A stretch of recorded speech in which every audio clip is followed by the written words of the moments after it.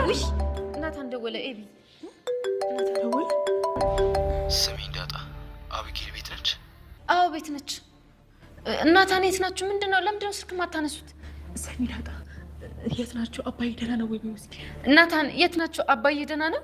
ስሚ እንዳጣ መጀመሪያ ተረጋጊ። እንዴ የምን መረጋጋት ነው? ናታን ምንድነው? አንቺ ተረጋጊና ለማየና ለኤቢ ንገሪያቸው። አረ በእናትህ ናታን ምንድነው የምታወራው? አባዬ ደህና አይደለም እንዴ? አዎ አባዬ ደህና አይደለም። ከትናንት ወዲያ ትንሽ አደጋ ገጥሞታል። የምን አደጋ? በአጭሩ ዳጣ አባዬ ደህና አይደለም። ለማየ ንገሪያትና አሁኑኑ ሆስፒታል ነው። እኛም ማርቲ ይኸውልሽ፣ እንደውም በቃ ተወለድ በቃ አንድ ቀን እኮ ነው ማርቲ፣ አንድ ቀን ይቅርታ አድርጊልኝ። 2 ቀን ማለት ነው። 2 ቀን ነው እኮ የተሳሳትኩት። 2 ቀን ምን ሆነ ነው ስታነክስ ነበር? መኪና ገጨኝና ወድቄ ሞት እምቢ አለኝ ማርቲ። እንዳንቺ ጨከነብኝ። ሞት እንኳን ጨከነ። ምናልባት በሞት እንኳን እኔ ይቅርታ ብዬሻለሁ። አንቺ ደግሞ መቃብሬ ላይ ቆመሽ ይቅር በይ አባዬ። ናታን አባዬ እንዳትል። እኔ ለአባትነት የሚበቃ ክብርም ስምም ልክም የለም። ደረጀ ብለጥ ናታን ቶሎ ብር ወደ ሆስፒታል ወሰዱት። ደህና አይደለም። እሺ ማዬ፣ ግን ለምን ይቅርታ አታደርጊለትም? እየተጎዳኩ። እኔ ምንም ብቻ ስማኝ፣ ይልቅ በፍጥነት ወደ ሆስፒታል ወሰዱት። አባዬን አንሂድ። አልሄድም አልኩ። ደረጀ ባለፈው በመኪና አደጋ በተመታው በጣም በከባድ ሁኔታ ላይ ይገኛል ማለት ነው። እንግዲህ ሆስፒታል ሂዶ ነበረ። ናታንም በጣም ታሟልና መታችሁ እያለ ነበረ ማለት ነው። ለዳጣ ደውሎላት ነበረ። ማርትዬ ዘንድ በመጀመሪያ በሚሄድበት ሰዓትም አችኑ ጠርሙሱን ይዞ እየተንገዳገደ ነበር ሲሄድ ነበረው። ማርትዬም ልትረዳውም አልቻለችም። ውጣሌ ነው ያለችው። እኔ አልወጣም፣ ያንቺን ቤት የኔም ቤት ነው፣ ስለዚህ ወዴት ነው የሚወጣው እያላት እየነገራት ነበረ። እሷም ራሱ እንዴት ታደርጋለህ ምናምን በላ ስታስወጣው፣ እኔ ችግር የለም መንጥቃ ስታኖርበት ችግር የለም፣ ግን እኔ ይቅርታ ጠይቄሻለሁ፣ ቀብሬ ላይ መተሽ ይቅር ብያለሁ ትያለሽ፣ እኔ እያመመኝ ነው ልሞት እችላለሁ እያላት ነበረ። ግን ጋሽ ደረጀ በዛ አጋጣሚ ምንም መሆን የለበትም። በእውነቱ ነገር ጋሽ ደረጀ የሆነ ነገር ሆነ ማለት ዲራማው አስጠላ ማለት ነው። በጣም ይቅርታ ተጠያይቀው መኖር አለበት። መውጣትም የለበትም መሞትም የለበትም። ጋሽ ደረጀ ነው የምንለው በእውነቱ ነገር። እውነት በጣም እንትን እያልኩ ነው። አሁንስ ፈሬም እያለኝ ነው። እና እንደዛ በሚልበት ሰዓትም ናታንን ጠርታ ነው ወደ ሆስፒታል እንዲሄድ ያደረገችው ነበረ። ወደ ሆስፒታል ይዞ ሄዱ። ናታን ለረጅም ሰዓት ስልኩ አይሰራም ነበረ። ቢደውልለት ማያነሳም ማይሰራም ነበረ። በመጨረሻ አጋጣሚ እሱ ደውሎ ነው እንደዛ ብሎ የነገራቸው። ኤቢ ያለች እንዴ ማን ያለው ዳጣ ተረጋጊና መታችሁ ሆስፒታል መታችሁ እንድታዩት እማየንም ዳጣንም ንገሪያት እያለን ነበረ። ማርትዬ ራሷን ማንቀሳቀስ ራሱ ታቅቷታል። በጣም ታማለች። እውነት ያማል። ከመታመም አልፎ በጣም ያማል። እሷ ቦታ ላይ እና እሷ ደረጃ ላይ ብንሆን ማለት ነው። እሷም አሁን ይቅርታ ባለማድረጓ ኋላ ላይ ይቆጫትና ይቆረቆራት ይሆን ይችላል። ያሁን ይቅርታ ለማለት የኋላ ጸጸት ይሆንባታል ነው የምለው። ይቅርታውን ትቀበልና አንድ ላይ እንደ ድሮ ሆነው ልጃቸውን ቢያሳድጉ መልካምነት ባይ ነኝ። እሱም እንደዛ በሚል በሰዓትም በአለፈው መኪና እንትን ብሎ የነበረ መጥቶ የነበረ እና ለዛ ነው እንደዚህ ሆንኩት ምናምን ብሎ ነግሯት ነበረ። ግን ልትሰማው ፍቃደኛ አይደለችም ማርትዬ። እንደዛ በሚትልበት ሰዓትም እሱን ይዞ ነው ወደ ሆስፒታል የሄደው ናታን ማለት ነው። ልጆቹ ተሰብስበው ሲያይ አዝኖ ነው። ልጆቹን እንኳን አልሳማቸውም ወይም ምንም አላላቸውም፣ መልስ እንኳን አልሰጣቸውም። ቁሞ አይቶ ንቷቸው የሄደው ልጆቹ በእንባ ይታጠባሉ ማለት ነው። እንግዲህ ጀግኒት የአባቷ መከታል ኤቢ ለሰላም የጥሪ ወረቀት ይዛላት ሄዳለች ማለት ነው። የፖሊስ ጥሪ ይዛላት ሄዳለች ማለት ነው። ማስገደጃ ሰጣታለች። አንቺ ነሽ እንዴት ታደርጊያለሽ በአባዬ ላይ አንቺ ነሽ ይሄ ሁሉ ጥፋት ያደረሽው ሰላም። ስለዚህ አባዬ ሰክሮ በተኛበት ነው አይደል ያደረሽው ስትላት አሁን ብላት ነግራታለሽ ማለት ነው። ይሄም የሆነበት ደግሞ ሌላ መዘዝ ይመጣል የሚል ሀሳብ አለኝ። ባትከሽ ይሻልሻል፣ አለመክሰሽ ያዋጣሻል፣ ከከሰሽ ለአባትሽ ምሰቢለት እያለቻት ነበረ።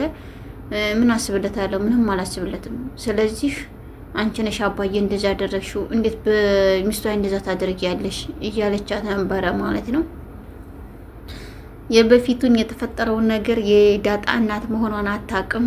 ዳጣ ከሌላ እንደተወለደች ነው የሚያውቀው። 21 ዓመት ሙሉ እኮ አባዬ በማዬ ላይ ማግጧት እያለች ነበር ያን እያሰላች የምትገኘው ማለት ነው። እንደዛም ስትላትም ልዩን እኛ እንወስደዋለን፣ እኛ እናሳድገዋለን፣ ስለ ልዩ ችግር የለም፣ ግን አንድ ንብረትና ሀብት አገኛለሁ ብትይ እኔ ነኝ እያለቻት ነበር። ምንም አታገኝም፣ ልጁን እኛ እናሳድጋለን፣ ስለዚህ አንቺ አይመለከትሽም እያለቻት ነበረ። በእውነት ነገር ከባድ ነው። አሁንም እንደዚህ ካለቻት ልጆቹን ባንዴ ትወስዳለች፣ ልጆቹ ያገኛሉ፣ ሰላም አናቀልሽም ብሎ ሰላምን ከጨዋታ ውጭ ያስወጧታል የሚል ፍራቻም አለኝ። የዳጣም እናት ሰላም መሆኗን ትወቅ። ኤቢም ከሌላ ከሶስት የተወለዱ እንዳይመስላትም ከዛ ማወቅ አለባት ማለት ነው። እና እንደዛ በምትልባትም ሰዓትም ወረቀቱን በግድ አሳርወራላት ነው የመጣችው። ተቀበላታለችም። ለዳጣዬ ልከሳት ነው ሰላምን። ስለዚህ አንቺም ትመሰክሪያለሽ እያለቻት ነበር። እንዴት ነው የምትከሺው እያለች እንትና ራሱ በጣም ተደናግጣለች ዳጣዬ ማለት ነው። እንዴት ትከሻታለሽ? እንዴት ብለሽ ነው የምትከሻት ምናምን ብላ እንዴት ማለት እንዴት ነው የማልከሳት? አባዬ እንዴት ማደረግችው ነው። ስለዚህ አንቺም አባትሽ ነው የኔም አባቴ ነው። ሰላም ደግሞ አንቺ አታውቂያትም፣ እኔም ግን ብዙ ጊዜ አሳድጋኛለች። ስለዚህ ለማታውቂው ሰው ነው እንዴት ትምት እያለቻት ነበረ። እናቷ መሆኗን አታውቅም። ዲብና አድርጌ ነው የምመሰክረው፣ ግን ምን ብዬ ነው የምመሰክርልሽ እያለቻት ትገኛለች ማለት ነው። በዛ አጋጣሚ እውነት ለመናገር ያማል፣ ህመም አለው። እኔ በሷም አልፈርድም፣ እሷ በተለይም ቢሆን አልፈርድም። የመጀመሪያውን ጊዜ ነው የፈረድኩት በሰላም ላይም ቢሆንም፣ ምክንያቱም መጀመሪያ ጊዜ ይሄ ነገር ሲደረግ የዛኑ ጊዜ ማቆም እንደምትችል ሁሉ አሁን ይሄ ሁሉ ታስቦ ከ21 ዓመት በላይ ተቀምጦ አሁን እዚህ ላይ ችግር በችግር እየወረደ እዚህ ላይ ተወልዷል ማለት ነው። ተረግዞ ዛሬ ተወልዷል ማለት ነው ችግሩ። እና እንደዛ በምታደርግበት ሰዓትም እሺ ብለው ተመካክረዋል። ለዛም ገዜን እያቃጠለችው ትገኛለች። ወልዱ መካዲ እኮ እንዲህ ነው የሚያደርገው፣ ወንዶች እኮ ስትባሉ እንደዚህ ናቸው እያለች ገዜን ሂዳ ተለኩስበታለች ማለት ነው። ጋሼ እኮ በጣም እንትን ብሏል፣ እጁ ላይ ይንቀጠቀጣል፣ ያነክሳል፣ ሳክሯል፣ በጣም ነው እንትን ያለውን ይሳሳዘን፣ እንዲህ የቤት መጨረሻ እንዴት ይሆን እያለች እየነገረችው ነበረ። ጋሼ በቢራ ከሰከረኝ እንዲሁም ባረቂ ይሰክራለሁ ማለት ነው። ነገም የኔ እጣ ፈንታዬ ይሄ ነው። ምክንያቱም አንቺ ካልወጣሽ አንቺ ጉድ እያለሽ እንዴት እኔ ስኖራለሁ እያላት ነው ማለት ነው። ዛሬ በተደጋጋሚ እየለመናት ይገኛል። ታያለ እየለመናት ይገኛል። ለዛ ግን እኔ ከአቻ በስተቀር ምንም ነገር የማውቀው ነገር የለም አልፈልግም እያለች ነው ማለት ነው። አቻ እኮ ጎበዝ ጀግና ነው እያለች ትገኛለች። አቻና ገዜ ሰላምታ ሊያወርዱ ፍቅርና መስማማትን አድርጉ ነበረ። በመካከላቸው መታ ነው ያባረረቻቸው። እንዴት እንድታደርጋለህ? እሱ እኮ ነው ሁለታ ማብራት ስትቀጥል ለቆ ሊገልህ ያለው ነበረ እያለችው ነበረ።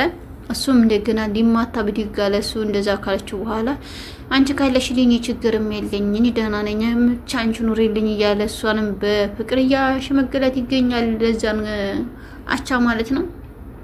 እውነት መናገር የማናቀውን ሰው ማፍቀር፣ የማናቀውን ሰው ልብ መስጠት፣ የማናቀውን ሰው መቅረብ መጎዳት ኋላ ላይ ነው። ለዛዬ ጉዳቱም ሁሉም ነገር ኋላ ነው። ዛሬ ምንም ላይ መስለን ይችላል። ኋላ ግን እየቆየ በሚመጣበት ሰዓት አንቺ ወይ ካረገሽ በኋላ ወይ የሆነ ነገር ከሆንሽ በኋላ ያንቺን ክብር ከገፈ በኋላ አላቅልሽም ብሎ የሚሄድ ሰው ነው የማይታወቅ ሰው ማለት ነው። ስለዚህ የምታውቂውን እሱም እውነተኛውን ከነገረሽ እውነተኛውን ተቀብለሽ አምነሽ መቀበል ይሻላል ነው የምለው እንደራሴ ማለት ነው። እና ኤቢም በጣም እንትን እያለች ትገኛለች። የኤቢ ፍቅረኛ እሱ ራሱ ለዳጣ እየደወለላት ይገኛል። ዳጣ ደግሞ የእህቷ ጠባቂ ይሆናለች ማለት ነው። እውነት መናገር ዳጣ አሁን የሄደችበት መስመር በጣም አሪፍ መስመር ነው። ምክንያቱም ለምን እንደዚህ ይሆናል? ዳጣ ለምንድን ነው ኤቢን የወደዳት? እህቴንማ ዝም ብዬ አልሰጠውም፣ በጣም ሳልፈት ነው። ምክንያቱም እሱን ፈትኜ መጨረሻ ላይ ነው ያለውን ነገር ማወቅ ፈልገው እያለች ነበረ። ፈተና እያቀረበችለት ነው። እንደኔ ያለ ልጅ እኮ ተፈልጎ አይገኝም ምናምን እያለ እየቀባጠረ ይገኛል ማለት ነው። እንዳንተ ያለ ልጅም ብቻም ሳይሆን እንደኛ ያለ ልጅ የሚል ሀሳብ ይመጣል ደግሞ እና እሱን እየፈተነችው ይገኛል። ነገ እንገናኛለን ምናምን ብሏታል።